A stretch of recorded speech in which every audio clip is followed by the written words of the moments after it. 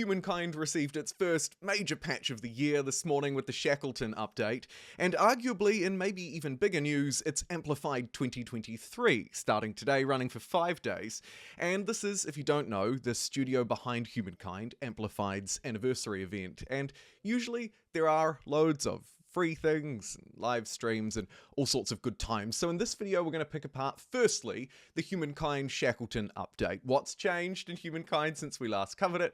And then secondly, we'll take apart Amplified and see what there is to uncover, specifically looking at Humankind Day, of course. Without any further ado, sit back, relax, pour yourself a cup of coffee or something, and let's jump in. We're going to jump in first with the key changes that are coming in the Frozen Explorer Shackleton's update. Of course, live, actually probably right now in Humankind. The first one is a new scenario, Terra Incognita. We're going to come back to that in a little bit because it's kind of a spicy one. I've got some more detail to share.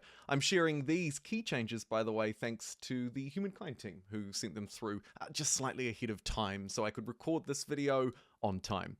Secondly, we have a change in the way that you can gift money, influence, and cities through the diplomacy screen. A screen, of course, that changed quite a bit with the latest DLC at the end of last year. I think that this is really significant. Gifting money, fantastic. Not just for fun in multiplayer, but potentially some single-player shenanigans there to play out. Influence or cities, two other massive ones. The cities, in particular, kind of allowing us to cede territory almost. I'm keen to see how that plays out, especially on the multiplayer front. And in the light of kind of opening up the game in the same way that gifting things might open it up, the second change tries to do that as well. You can no longer be forced to found a city when you reach the Ancient Era. So when you move through from this beginning phase and into the Ancient Era, like I've done with the Olmecs, you'll no longer be forced to place your city, instead keeping perhaps your outposts if you wish. Generally speaking, by the way, cities tend to produce a lot better yield than outposts just by their very nature, and it's tended to be a good idea to have as many cities as you possibly can, within the limits, of course, that the game prescribes. However, this will encourage a little bit of extra flexibility, maybe some different playstyles, and maybe work around a few friction points. Next up, there's a change to the Together We Rule DLC. A new agreement, actually, has been added to the list. All of them, by the way, quite fun and have added some extra replayability, particularly around the neutral tribes, obviously, and now we have a new way to engage cultural entente. Territories under the other signing empires' cultural influence will yield a bonus of food and industry for their city, and signing empires will not generate any new oppressing my people grievances between each other. So there's kind of two things playing out here as part of this agreement that we can sign with other empires, cultural entente. The first part, best described, or maybe you could think about it actually with an example. Let's say there are two empires, yours and mine, and we sign a cultural entente agreement. Territories under the other signing empire's cultural influence, so maybe your territories are under my cultural influence, will yield a bonus of food and industry for their city. And then the second part is that signing empires, those who sign on board obviously, will not generate any new oppressing my people grievances between each other. A way to potentially reduce some of the diplomatic leverage that another power has, and also maybe a nice way to avoid constantly running into that every turn. This will be quite a powerful cultural tool, and it's another nice sort of soft power weaponry inside of that toolkit. More broadly, the Together We Rule DLC.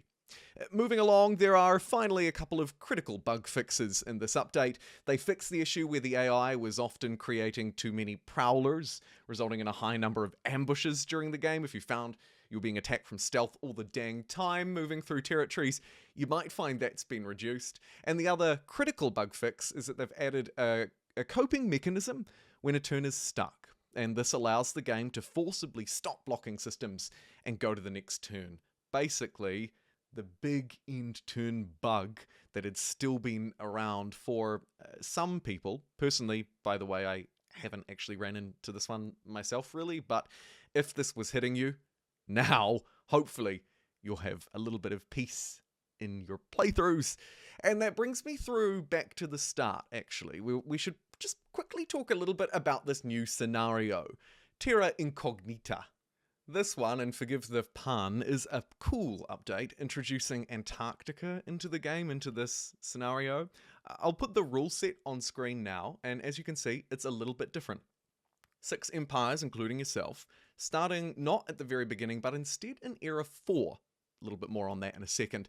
The culture of your choice out of the ones that you can see on screen, 6 to choose from, including the Dutch, Spanish, Ottomans, Ming, Joseon, and the Haudenosaunee, and they'll all start in a slightly different location in the Blitz world. The difficulty set to Metropolis or normal. The real sort of selling point to this scenario isn't necessarily its unique settings, although starting later and having that sort of slight restriction is a bit different, nor is it its huge map. Instead, it's about that frozen wonderland Antarctica. To quote the devs, and here you can read along on screen with me if you wish, the devs say that they wanted to create an experience focused on exploration and scientific discovery, and that Antarctica was a wonderful candidate for it, given that it had been sort of rumoured or suggested to exist for thousands of years, but had only really been discovered in the last few hundred. It's an important location for scientific research to this day, and as they add, it allowed them to add themes, relevant ones like pollution or preservation. And it's also happened to be something that's quite important to them and the charity choice for this year's Amplified event. In the scenario, we'll start in the early modern era and compete with 5 other empires, as we've discussed, to discover Antarctica and gain access to its crucial and valuable resources that I'm told might be very useful in the later parts of the game, and there may also be some interesting nuances to the continent itself around its science generation as well. All of the late game resources are located in Antarctica, so you will need and should expect some fierce competition, and the game ends when any empire reaches endgame techs or gets all of the contemporary era stars, providing that something like pollution doesn't get in the way of any early expeditions. They've also added special rules, as I alluded to earlier, around exploring and exploiting the Antarctic continent itself. It looks like a really fun scenario. I'm looking forward to trying it out. I believe it'll be put into the game in the same way if you're familiar with the 100 Years War scenario. That'll be kind of the way that they're running it. And sometimes they run competitions and challenges around them as well, so maybe keep your eyes peeled if you want to compete for some kind of prize. But speaking of prizes, as I mentioned in the introduction of this video, Amplified 2023, the glorious prize of the year, is live right now and running for around 5 days. And as you can see by its schedule, celebrating, of course, Amplitude's anniversary. Congratulations, Amplitude, another wonderful year well done. It starts with Amplitude Day on Wednesday, the 18th of January, moves through to Endless Day, and then on Friday, it's Humankind Day. That is, of course, followed by a big box where we're to stay tuned for announcements about our partners' amplified content. And I guess we'll just have to watch this space for now. I guess the focus of this video should then be about the juicy announcements and how it relates, of course, to Humankind game. So if we focus in a little bit on the information that we have so far, and of course, as we've discussed, mostly it is the stream schedule. And you can see that Amplified Day starts off with some interviews, merch showcases, fundraiser announcements, welcomes, trivia streams, multiplayer games with the devs, and ends with some Sega classic games with 2D Kitty and Marilia. Moving through to Endless Day, the big thing here is located probably from that 4 to 8 PM slot where there's an Endless Dungeon special reveal and a multiplayer game to follow. Likely something new to hear about that game. But of course, crucially, we're here to learn about Humankind, aren't we? So let's talk about that. And as you can see from the list, it's a little bit of a mixed bag. The morning with a 30-minute kickoff begins at 11:30 AM with a fusion cooking with Sportech and a discussion with Humankind historians for a few hours before a break.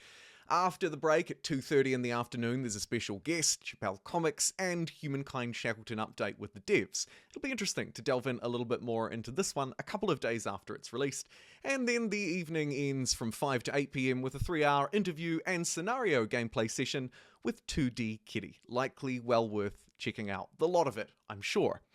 And then, of course, there are the 2 days of community content, and that will wrap up Amplified 2023, at least from the streaming schedule perspective. They do usually bring about other new surprises. Of course, we have the Endless Dungeon special stream reveal for some 4 hours, but I wouldn't be surprised if we get little other nuggets of information, juicy little giveaways. You know, I can think about things like wallpaper packs, in-game content, crucially, maybe first looks at certain things that haven't yet released. That'd be the kind of thing that I'm expecting, and hopefully you're anticipating something like that, alongside what is a fairly interesting streaming schedule for Amplified 2023.